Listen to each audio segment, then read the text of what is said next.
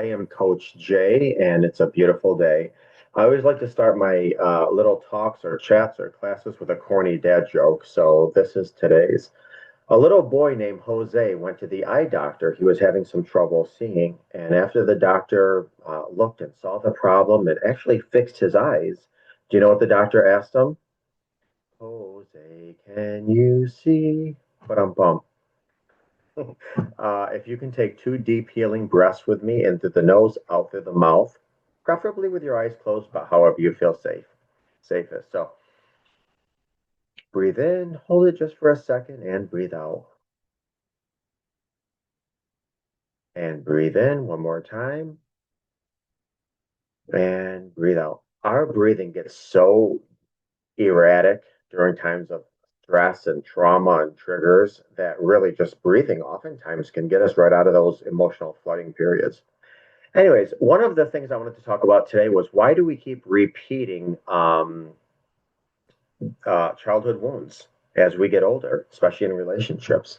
Um, childhood wounds, they often linger in our adult relationships. I always say, because I actually perform weddings for couples, if a young couple comes to me, especially if they don't want any premarital coaching, which is fine, their decision, so many times I'm officiating a wedding and I'm thinking, man, they're exchanging the I do's and they don't even know who the I am is. Because we all come to the wedding table with a satchel, a big bag of problems and expectations. And what we want to do is we want our partner to solve our problems. Little do we know is they don't have really any capacity or very little to solve our problems. And in fact, they have a whole bag themselves that they want us to heal. And then, of course, expectation often leads to frustration. And that's where the marital dynamics start to really dismantle right from the get. Anyways, our childhood wounds, they quietly shape our fears, they sabotage our intimacy, and they certainly repeat the hurt that we once endured. Of course, until we decide to heal. This could be done as we're teens, young adults. We could now be looking at this in our 60s, 70s, and 80s, saying, I think it's time I really take a look at my childhood and start healing these wounds. I've certainly worked with many people who were stuck in this cycle of pain regarding childhood wounds and the love connection. Sometimes it looks like partners who don't treat you well or feeling unworthy no matter how much praise you get from your partner. Other times it shows up as pushing people right away when things are even going well. Self-fulfilling prophecy. If I don't feel like I should be loved, I'm going to push you away if you're trying to love me. So if this sounds familiar, you're not alone, and this class is certainly for you. So, from both personal and professional experiences, I know that the messages we receive in childhood absolutely stay with us for life. I mean, that is the blueprint for our foundation. If you were told as a child, whether that was directly or indirectly, that you weren't good enough, then you might still sense that same lack of self worth as an adult. Now, if you're trying to heal after broken trust or betrayal, and your inner dialogue is, I'm not good enough, it's double indemnity. So if you grew up, without steady affection or support, you may doubt that love, either exists or can either, come your way or stay. So these old beliefs can creep into your relationship, shaping how you respond to conflicts, intimacy, and everyday moments. I mean, this is absolutely with your intimate partner, but I'm talking about with your kids, your parents, your next door neighbor, your coworkers. Um, so I many times I work with clients who feel that they could never be truly loved. He or she feels unheard from unseen by the parents. And so their default setting is always nobody genuinely cares or I'm not good enough. And only when we start working together, connecting these dots, did we start to learn that there was abandonment uh, issues in childhood, or maybe you have neglect issues in the childhood where you have to start healing. Because I always say, especially if you're watching this and you have been betrayed, infidelity of any sort, betrayal hits us at our core insecurities. So we have to go back to, as Rose said at the beginning of the Titanic, are you ready to go back to Titanic? You got to go back to that original hurt, that original wound. Um, so how do our childhood wounds show up in our adult relationships? Anywhere from, unmet emotional needs. We need warmth, attention, a sense of safety, especially as when we're children. When these aren't met, we often grow up believing that we don't deserve these. So then as adults, we believe um, and manifest these fears in our relationship. We have fears of abandonment, neglect. If a child felt abandonment, whether that's physically, emotionally, what have you, you can grow into an adult that clings onto their partner as fear, suffocating your partner. And if your partner is like an avoidant, holy cow, that's a recipe for disaster. So you might panic whenever someone seems distant or expects people to leave before when you're getting close to them. And this is, something that the energy that you're going to get off, and it's going to affect adult relationships. Obviously, and a big thing is trust issues. Absolutely. So if you couldn't rely on caregivers or parents or what have you to keep you safe, you might now struggle with trusting anyone, including yourself first. So even minor misunderstandings can feel like big threats to your sense of security because you just don't have a foundation there. We often recreate the past. I always say we create what we fear the most. So believe it or not, our brains care. We crave what's familiar, which is why I say we always marry unfinished business, which I'll try to get into that a little bit later. But you might have come from a family that does certain things or doesn't do certain things, and now you get married as an adult and somebody either reminds you of that thing you needed and so you marry that, or they remind you of the complete opposite but yet in a different way. So for instance, let's just say your parents always gave each other the cold shoulder.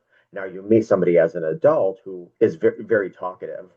Well, you're like, ooh, I want to, psychologically, I need to fix my old wound. So this person's never going to give me the silent treatment. Yeah, you're right, but they might avoid you in different ways because something was familiar also with them. Uh, we have to recognize our patterns, and do you have a pattern of being fear of intimate? You might push partners away or dismiss the idea that somebody could genuinely care for you because, again, that foundation was never there, that you're worthy, or lovable, what have you. You could crave approval, compliments, and reassurance feel necessary for emotional survival, even though you secretly wonder if you deserve them.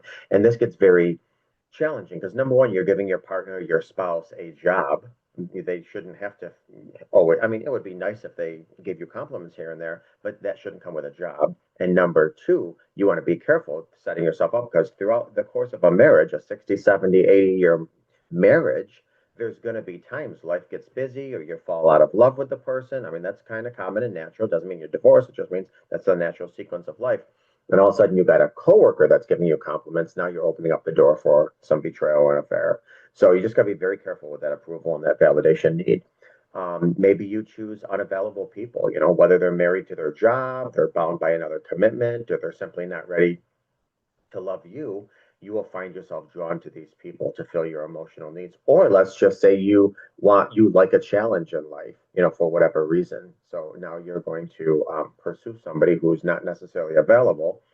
And maybe they will give you the time of the day once or twice or for a little while, but they were unavailable. They made this very clear from the beginning, and then they leave you, and now you have your self-fulfilling prophecy that everybody always leaves me. So reflect on these patterns that I just said. Do any of them resonate with you? One of the things I just want to talk about quickly is awareness. You got to be aware of, of these things, of your insecurities, of your needs, of your lacks. We can't heal what we don't acknowledge. So you have to be aware of these. Now, if you are aware of these and you want to start healing, one of the first things you can do is just look back with compassion. Take time to visit your childhood memories. Were there moments you felt invisible or undervalued? And certainly this can be tough, allowing yourself to acknowledge these experiences. This is what paves the way for proper healing because you cannot change what you don't acknowledge. Practice reparenting. Reparenting means that you need to, as I always say, like Rose says, go back to Titanic, and offer yourself the care and kindness that you didn't get when you were young. It might look like writing a letter to your younger self, assuring yourself, high-fiving yourself. Now, as an adult, it could involve setting aside each time, a little time each day, just to check in on your emotions. Hey, how you doing today? Do you feel loved? What can I do to help you make you feel loved? This is with yourself, not necessarily a partner. You also want to set firm boundaries, and I'm going to tell you something. You have to set firm boundaries personally with yourself. Like, I will no longer be a yes man to everybody around me, or I will no longer immediately be available if somebody asks me for help. No is a complete sentence. I need to respect my time. Boundaries protect your emotional space. So, of course, it's your boundaries and others. If certain situations or people trigger your old feelings, stepping back is okay. Saying no is not selfish, it's self care without question. Um, Healthy boundaries lay a groundwork for respectful interactions. And again, starts with yourself. Of course, seek professional help. I mean, even by you just watching this, you are seeking professional help, but seeking professional help with somebody specifically designed to help what you need would be beneficial and less frustrating, obviously. Healing your inner child doesn't mean that you'll suddenly never feel doubt or fear again. No, it's not that. It's actually just building the tools to cope with those feelings because they will show up. I mean, sometimes you can heal certain things, but other times you're just managing it. So you want to really build up the muscles of those things you're managing. So, how do you build healthier relationships? Well, that could, first of all, it just really starts with being honest about your own needs. And you have to know who you are and know your needs so you can give them to your spouse. Because how many times are we putting our expectation on our partner, and that's not even what we need, what we necessarily want, what have you. So you need to do a lot of reflection, introspection to know what you need so you can convey that to your partner, your spouse. And then what is that? Is that more time together? Is that reassurance? Is that, physical touch? Is that safety? Is that not shutting down? What have you? Make sure you're respecting others' boundaries. I just said that as well as yourself. Boundaries is another word for self-care and self-love. So what are your boundaries? Keep in mind, boundaries are like religion. You don't make boundaries to control other people. You make boundaries to control you. However, if somebody wants to step into your sacred circle, they have to respect your boundaries. If not, comes with consequences. Those consequences could be like, hey, a reminder, I don't like it when you do that. Consequences could be stepping away for a little while, whatever. But you need boundaries. More importantly, you need to learn how to enforce your boundaries. Also, choose a partner who values you. And this can be hard because we're ever changing people. I say all the time, we're not just human beings, we're human evolvements. We change. But you have to find people that value you and value your growth or are willing to lean into or try to value your growth. So, I believe healing is certainly a lifelong journey. It's also a chance to rewrite your future. Yes, we might not have had a say in our childhood, but we have all the say in our adulthood and how we're going to heal. Our childhood does shape who we are, absolutely shapes who we are, but it doesn't have to lock us into the painful past, lock us into unhealthy coping mechanisms of our childhood. Maya Angelou once said, I did then based on the knowledge and the tools I had.